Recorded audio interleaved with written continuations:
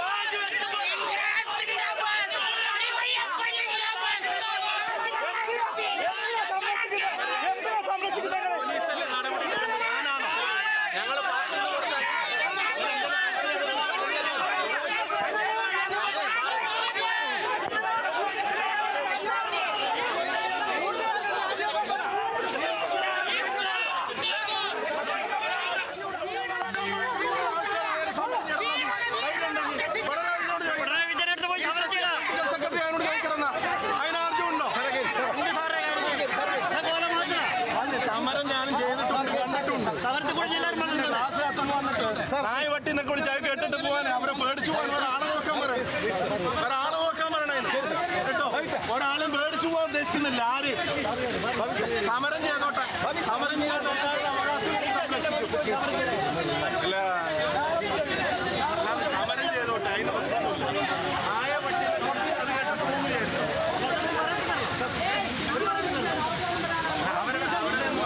അവരുടെ അവസാനം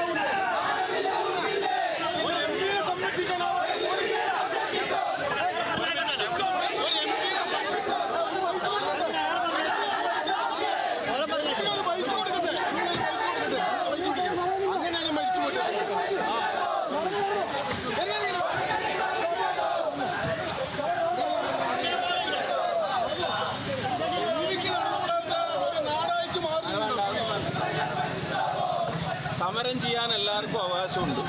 സമരങ്ങളെയും പ്രതിഷേധങ്ങളെയും ഒന്നും ഞങ്ങൾ ഇതുവരെ ഭയന്നിട്ടുമില്ല. സമരം ചെയ്യാനുള്ള ആരുടെ അവകാശത്തെ ചോദ്യം ചെയ്യാൻ ഉദ്ദേശിക്കുന്നില്ല. പക്ഷെ സമരത്തിൻ്റെ പേരിൽ വന്നിട്ട് ആഭാസത്തരം കാണിക്കുകയും ചോദിക്കുകയും ചെയ്യുക. ഞാൻ ഒരാൾക്കും പരിക്ക് പറ്റരുന്ന പോലീസിനോട് പറഞ്ഞ് വാഹനം നിർത്തിവെക്കാൻ പറഞ്ഞു. വാഹനം തട്ടിയിട്ട് ഒരാൾക്കും പരിക്കേൽക്കരുതെന്ന് വിചാരിച്ചിട്ട് അങ്ങനെ പറഞ്ഞ ഒരാളാണ്. അവിടെ വന്നിട്ട് നായ പട്ടി എന്നൊക്കെ വിളിച്ചാൽ അത് കേട്ട് നിൽക്കാൻ വേറെ ആളെ നോക്കണം. ഏത് വലിയ സമരക്കാരൻ വന്നാലും അങ്ങനെ വടകര അങ്ങാടിയിൽ നിന്ന് ആരും പേടിച്ചു പോകാനും ഉദ്ദേശിക്കുന്നില്ല. ഇവിടെ തന്നെ കാണും.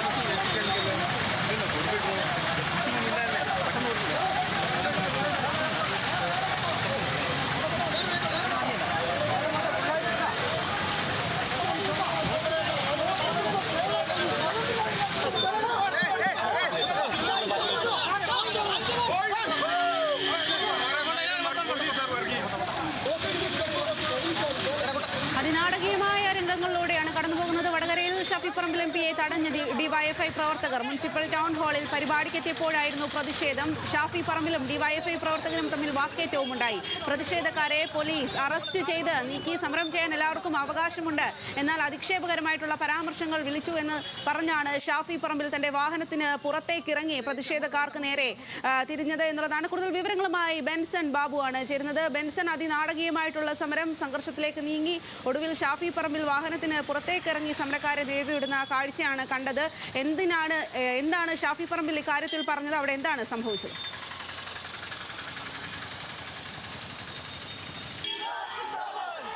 ടൗൺ മുനിസിപ്പൽ ഹാളിൽ വിദ്യാർത്ഥികളുടെ ഒരു ഓണാഘോഷം ഉണ്ടായിരുന്നു. അത് ഉദ്ഘാടനം ചെയ്യാൻ എത്തിയതായിരുന്നു വടകര എം പി കൂടിയായിട്ടുള്ള ഷാഫി പറമ്പിൽ. അദ്ദേഹം ഈ പരിപാടി ഉദ്ഘാടനം ചെയ്തു കഴിഞ്ഞ് പുറത്തേക്ക് ഇറങ്ങുമ്പോഴാണ് ഡിവൈഎഫ്ഐ പ്രവർത്തകർ പ്രതിഷേധവുമായി എത്തുന്നത്. ഇവർ വാഹനത്തിന് മുൻപിലേക്ക് കടന്ന് പ്രതിഷേധം സംഘടിപ്പിക്കുകയായിരുന്നു, അല്ലെങ്കിൽ പ്രതിഷേധിക്കുകയായിരുന്നു. മുദ്രാവാക്യം വിളി അടക്കമുണ്ടായിരുന്നു.